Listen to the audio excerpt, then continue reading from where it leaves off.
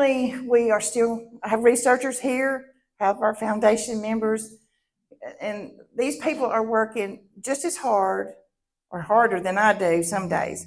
My main thing has been dealing with the owner that I am in contact with, and at this time, he is platting the property that I've asked for to keep. So hopefully, God willing, within, I hope, the next month, Sweetwater will belong to the foundation, and we will start moving forward with restoring. There's so many things that we haven't actually been able to tell. We've been trying to research and find out everything. These ladies are going to show pictures, and we're going to do a answer. Y'all can ask me any questions you want to, and we're going to go over to the house when we leave here. So you have to sit back and you can see, and she's going to explain as we go. This is Sue and Lisa, and they're going to take over. I'm not really good at this. I do better out in the yard at Sweetwater, but they're going to take over and show you everything. Then we're going to answer any questions that you have. All right, y'all go for it. Good afternoon. My name is Sue. This is Lisa.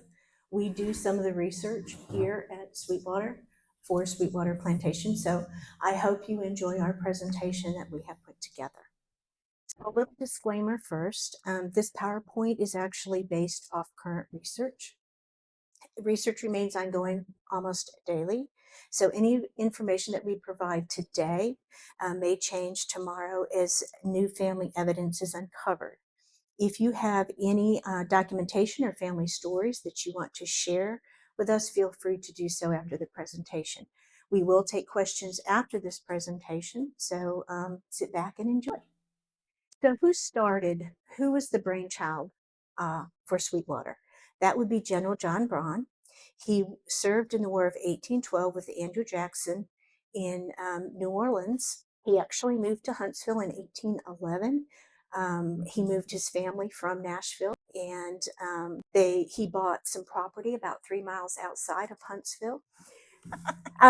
So he bought property about 3 miles outside of Huntsville. He bought a beautiful home out there, and that's where they did live. But in about 1829, he decided that he was going to expand, and so he came out to Lauderdale County, and he bought the Sweetwater property at that time for about $6,500. He continued to live in Huntsville at their estate there in Huntsville, but unfortunately, the house would burn to the ground. And so in 1832, he did move out to Florence, where they would begin building Sweetwater Mansion. General John Braun did donate the first land to Huntsville for a public school building. He gave land for the cemetery in Huntsville, and Braun Springs is named after General John Braun. So in 1832, they moved out there and started building the plantation. But unfortunately, in 1834, General John Braun would die of pneumonia there at Sweetwater. He had been traveling to Como, Mississippi. He had 2 plantations down in Como, Mississippi, and he had been down there checking on the plantations. On the way home, he became ill, and when he got home, it changed to pneumonia, and he did die a couple of days later. So upon his death, the mansion had only been, the basement had been dug out, and the first story windows had been built, and that's all that had been accomplished. And he would be the first person buried in the family cemetery there at Sweetwater would be General John Braun. Also buried in the cemetery is his wife, Miss Mary, and his daughter, Miss Ann, and Miss Letitia. But upon his death, he gave the property to his son, Robert Weekly Braun. He was married to Martha Haywood, and she didn't want to live at Sweetwater because it was too far away from town. They did live in Florence. It was 3 miles out, and it was too far. So they chose not to live at Sweetwater. But his daughter, Miss Jane, she wanted to live at Sweetwater, so her and Robert Patton did move out to Sweetwater, and they would be the ones that completed Sweetwater. We know that the boys, Robert Weekly Braun, Captain John Coffey Braun, and Captain Thomas Fern Braun, they moved to Como, Mississippi at this time, and they would grow the plantations down in Como. They became very wealthy plantation owners in Como, Mississippi. In about 1854, Robert decided that he didn't want to live in Como anymore, so he picked up his family and he moved to San Antonio, Texas. And he would continue to grow his family and have a plantation in San Antonio, Texas. John Coffey and Thomas Fern continued to live in Como. They were the plantation owners down there in Como, and they themselves and their family members are buried in the Friendship Cemetery down in Como, Mississippi.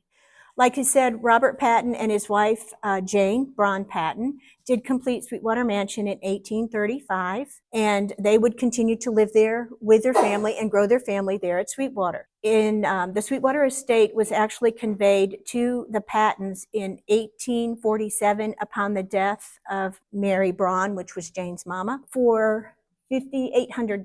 I'm trying to read this, it's small print, for $5,800.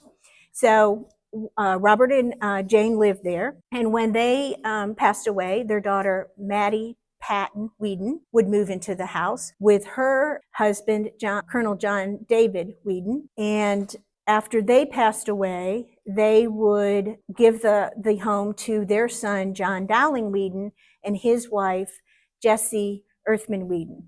And yes, they are the Whedons that are from Huntsville, Alabama.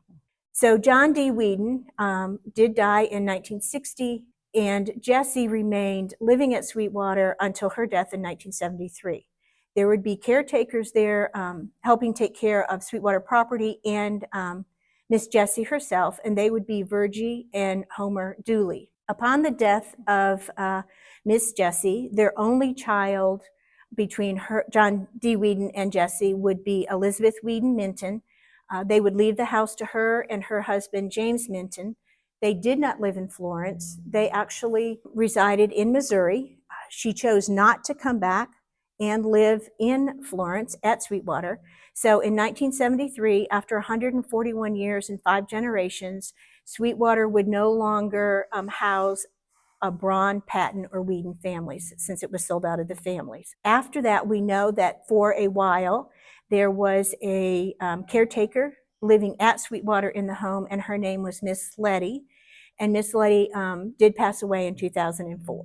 So how much did it cost to build Sweetwater Mansion? 2 pictures that you have up here, Angela has provided us. They are the original documentation that was signed between General John Braun and the Florence builder Thomas J. Crow. The carpentry and the framework on the mansion was $1,050.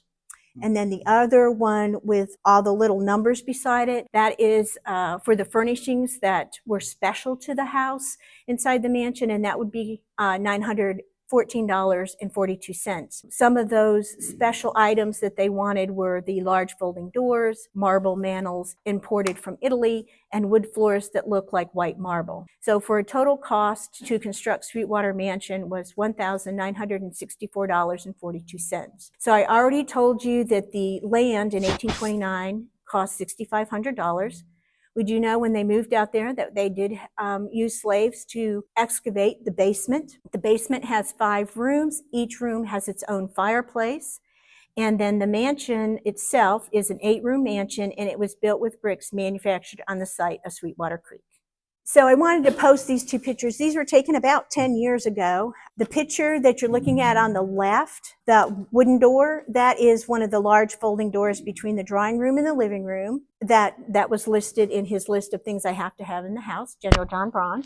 And then the fireplace mantle is the marble mantle. And then the wood floors, that's the white paint on them. Whether that is the white paint that was to look like marble, I don't know that, but it does show the white paint that's on the floors. The other picture on the right is the picture of the basement, one of the fireplaces in the basement. So the Pattons would continue to grow Sweetwater from 1,500 acres in 1850 to about 3,800 acres in 1860. At one time, what is now East Florence was part of Sweetwater Plantation, including what was known as Patton Island. At their peak, they would have 30 slave cabins and a slave count of about 300. Outbuildings on the site would be a kitchen, a weaving room, and an underground ice house. I chose this picture because this is a map, and I liked how it showed where the Sweetwater Plantation itself is, where the house is. It shows the springs up there. It shows it says overseer's house, but that's where the kitchen actually is for the house. There's the barn down there. What we're assuming the little house is by the barn, there was a caretaker for the farm when it became a farm. And we're thinking that's where the caretaker lived. Up above the blacked in box, there are two boxes, one very narrow and one a little bit wider. Those indicate the family cemetery and possibly the servant cemetery for the house servant cemetery. So how successful was Sweetwater Plantation? This documentation here was taken off the documents recording the enslaved communities of Sweetwater Plantation for the Shoals Black History. This is the production agricultural census for Lauderdale County for Robert Patton, Sweetwater of 1860. So we can see that he had a cash value of acreage of 80,000. He had baled 190 bales of cotton and 200 pounds of wool. He had $700 worth of livestock. He produced wheat and rye and corn and oats and peas and beans and sweet potatoes and Irish potatoes. So by all accounts, he was a very successful agricultural plantation owner in 1860. Sweetwater had some unbearable losses during the Civil War, both personal and to property. They had 3 sons that would fight for the Confederacy. Only one son would return home to live at Sweetwater and continue on with the plantation. At the beginning of the war, Miss Jane did sign up. She was the VP and Aid Society providing clothes for the Confederate Army. The first son to lose his life would be on August 6th, 1862. That would be April 6th, April 6th, 1862. It's 2nd Lieutenant Billy Patton. He lost his life during intense fighting at the Battle of Shiloh. His commanding officer was Captain Alex Coffey of Florence. Angela has a letter that was written by Alex Coffey to his wife explaining the 2-day battle in depth that happened at the Battle of Shiloh and how Billy's body was recovered off the battlefield. Angela has taken that letter down to Shiloh battlefield themselves and presented a copy of it to the park rangers. They were very happy to get that letter because it was so in depth that it was the most information they had ever come to them about the Battle of Shiloh itself, firsthand events. So they were so happy that they are actually going to do a documentary film on the 16th Alabama, Company C, and their fight there at the Battle of Shiloh. They are presently writing the script.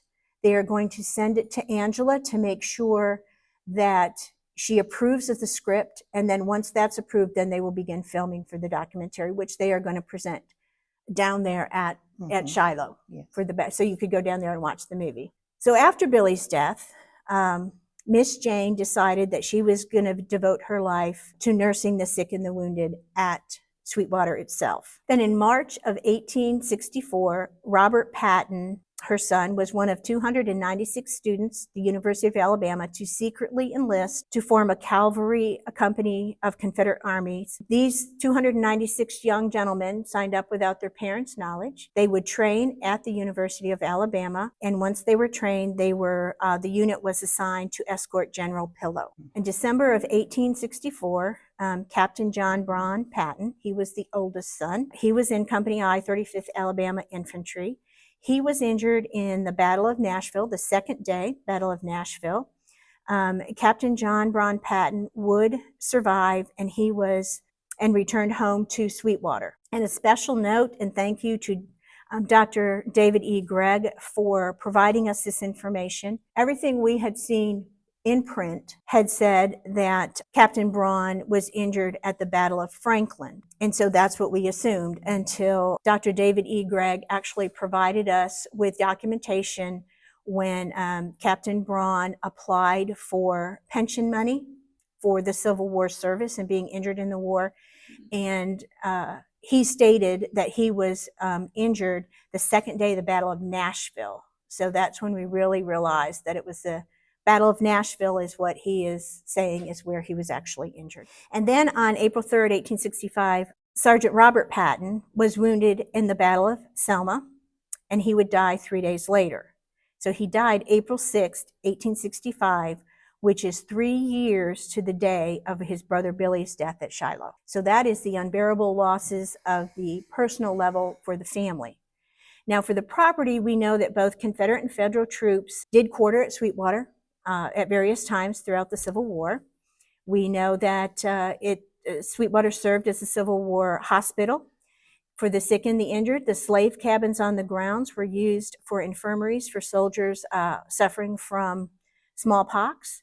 That 2 of the cabins were actually burned with the bodies of the victims inside as a means of preventing further spread of disease. In November of 1863, General Sherman made encampment at Sweetwater and would raid several times for food, monies, or anything else into Sweetwater itself. One of these times, the servant Edmund knew that they were coming. He went in the house, he alerted Patton, and Edmund would stand at the foot of the stairs and not allow the Federal soldiers to go upstairs where his mistresses were sleeping for the night. So he prevented the Federal soldiers from disturbing his mistresses upstairs. A second time was that a horse that Miss Patton used to hitch to her carriage to go to church. The Federals came in and they took that horse. It was the only one she had. So Miss Patton went to their campsite and asked for the horse back, and she came back brokenhearted with no horse. Edmund went down to the Federal camp, and when Edmund returned, Edmund had her horse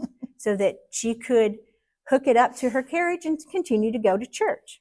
And then in November of 1864, Brigadier General Pillow, he used Sweetwater for his headquarters and camped his men around the big spring at the foot of the hill. We know that during this encampment, they had, before they were going out back to the battlefield, they had a big party to honor General Pillow and his fellow officers. And they had lots of food, they had dancing and music, and free liquid refreshments, lots of free-flowing liquid refreshments.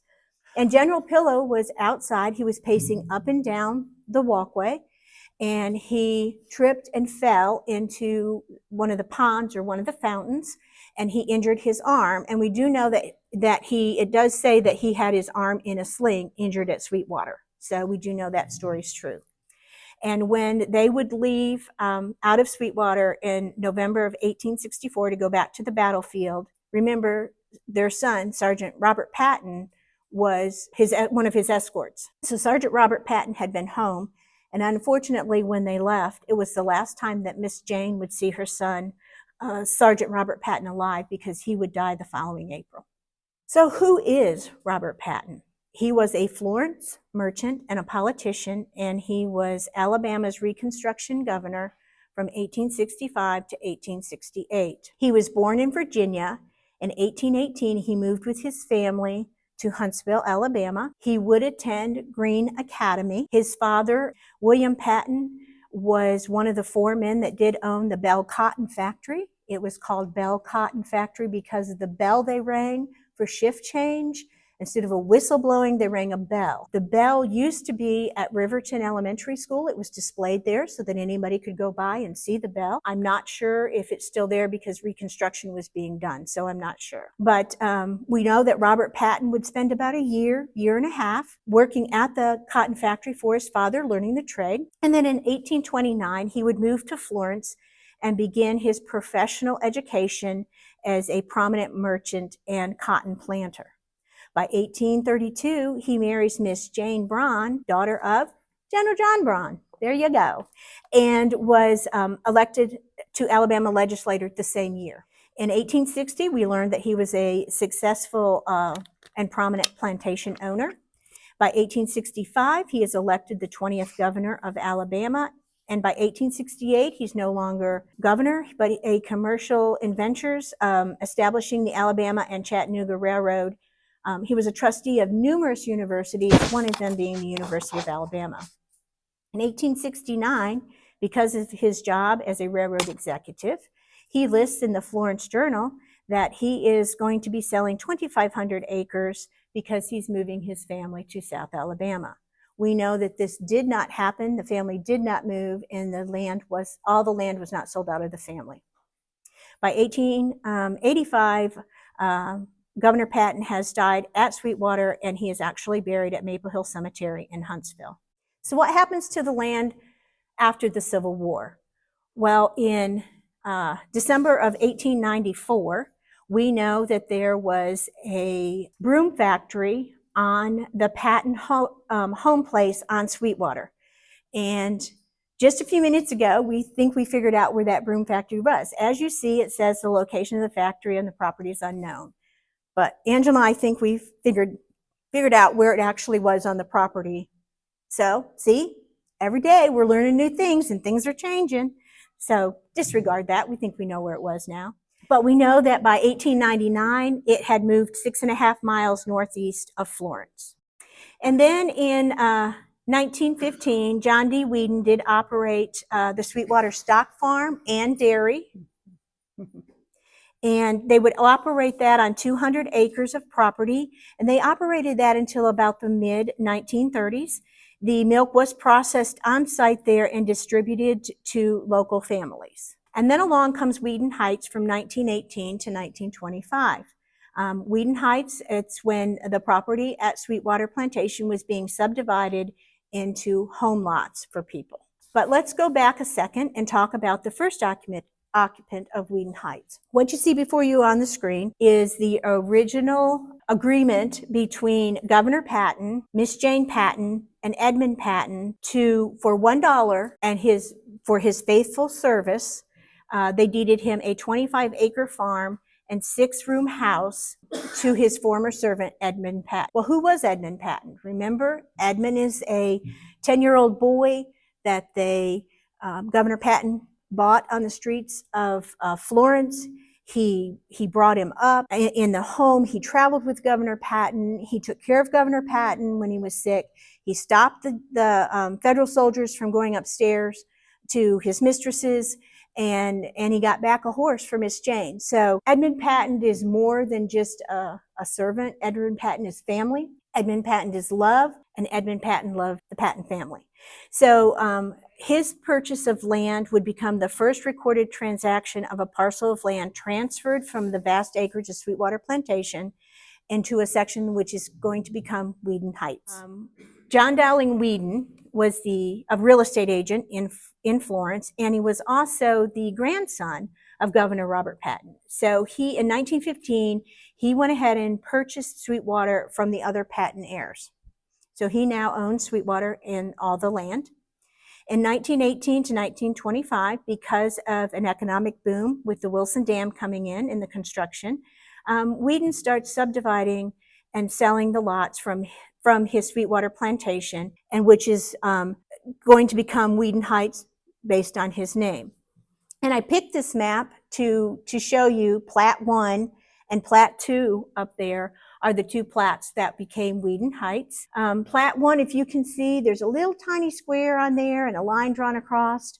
That would be Edmund's plat of land in Whedon Heights. So this is our present day Sweetwater Place. After the sale of Sweetwater out of the family, the vandals broke into the mansion and damaged this historic home. What you can see is a beautiful manicured lawn. The pathway is just, there's no grass in it. It's just beautiful. This would not happen without Sweetwater Place Foundation and their landscaping crew. This is what they have done for Sweetwater. Yes, the windows are still out of the house, but that grand lady is standing tall and strong and brave and saying, look at my lawn. Job well done, guys. Job well done. So what did they have to overcome? Well, this is the family cemetery here at Sweetwater. We know that General John Braun's there, his wife, Miss Mary. Their two daughters, Letitia and Ann, but also buried, the only Patton recorded buried at Sweetwater would be John Simpson Braun. He was a 2-year-old son of Jane and Robert Patton, and he died at age 2 with scarlet fever. But the picture on your left is all the weeds that were there at the cemetery. The picture on the right is what the ground crews have done for Sweetwater. They have cleared all of that out. They continue to clear it out. There's still more to clear out. It's a big plot of land, but they are doing a spectacular job at cleaning this place up so it's presentable so that people can go in and enjoy it. So what did Sweetwater Place Foundation walk into? Well, the picture in the middle was taken about 10 years ago, shows the beautiful foyer, the beautiful stairwell up. The picture on the left shows what Angela walked into when she opened the door. It is discarded items blocking the way, and you can't even get in the door and up to the stairs. The picture on the right is what Sweetwater Place Foundation has done today. They have cleared all of that out. You can now get to the stairs. My understanding is the stairwell, you still have the stairwell, it's being restored to be put back up. So It's still intact, so we still got that. But they have cleared all of that stuff out. They've scrubbed and mopped those floors till they shine. So that's what Sweetwater Place Foundation has done to date. Here is more pictures of just abandoned items in the rooms. The picture on the left, you can see those big doors that General John Braun was in his mind is still there. There's broken windows. The picture on the right shows, Angela says there's one fireplace mantel with the Italian marble still intact in the house. That would be the fireplace. So all of that discarded items have been pulled out. The floors swept and mopped and presentable for people to come in and eat off the floors, I guess, if they want to. But that's what's, and just going, no, I'm not doing that. But this is what Sweetwater Place Foundation has done to help our Grand Lady. So Sweetwater Cemetery, we did have Billy Wilkerson. He is from Simpson County, Kentucky Historical Society. He runs the ground penetrating radar program from there. He did come down and he did identify the bodies in the family cemetery for us. We couldn't get the whole area because at that time it hadn't been cleared out. We had a cadaver dog, Miss Raven, came in and she did find some unmarked graves on Sweetwater property. Once the area is cleared, Billy's going to bring his ground penetrating radar back to search for possibly more bodies to be found. So why should we save Sweetwater? The property is important on both a national, state, and local level. It has a family cemetery on site with the general from the War of 1812 and possibly unmarked slave graves located outside that family cemetery. The house and property are important in local Civil War history. It is the house of the 20th governor of Alabama. It is on the National Historic Home List and remains one of the few antebellum plantation homes in Lauderdale County. So what is the future of Sweetwater? The future of Sweetwater is Sweetwater Place Foundation.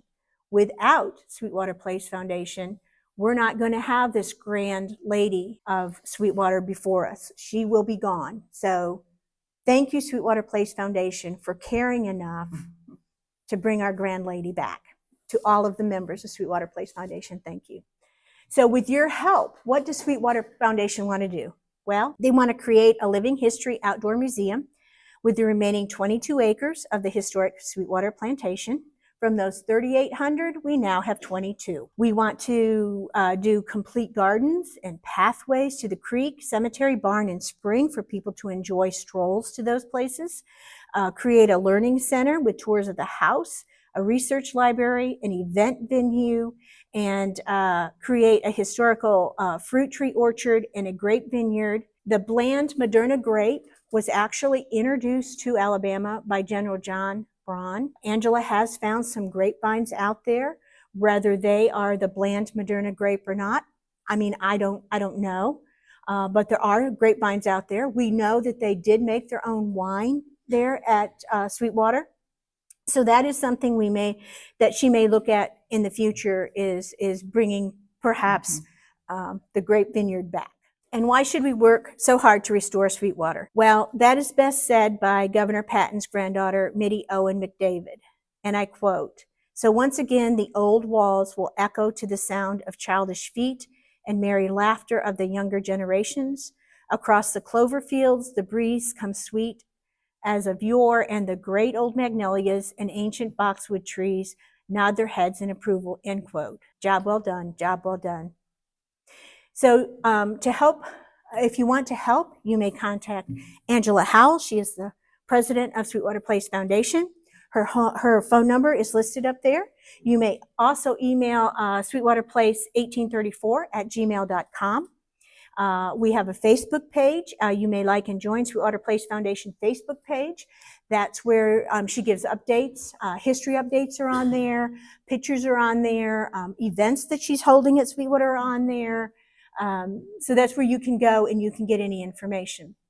I do want to remind you that after the conclusion of this, and we've answered all questions that you may have, we are going out to Sweetwater. You're more than welcome to come out, drive through the gates, and just tour our Grand Lady, tours inside the house and on the grounds, and you're more than welcome. We'd love for everyone to come out and just enjoy our Grand Lady. Questions that you may have, we are going out to Sweetwater. You're more than welcome to come out, drive through the gates, and just tour our Grand Lady, tours inside the house and on the grounds, and you're more than welcome. We'd love for everyone to come out and just enjoy our Grand Lady.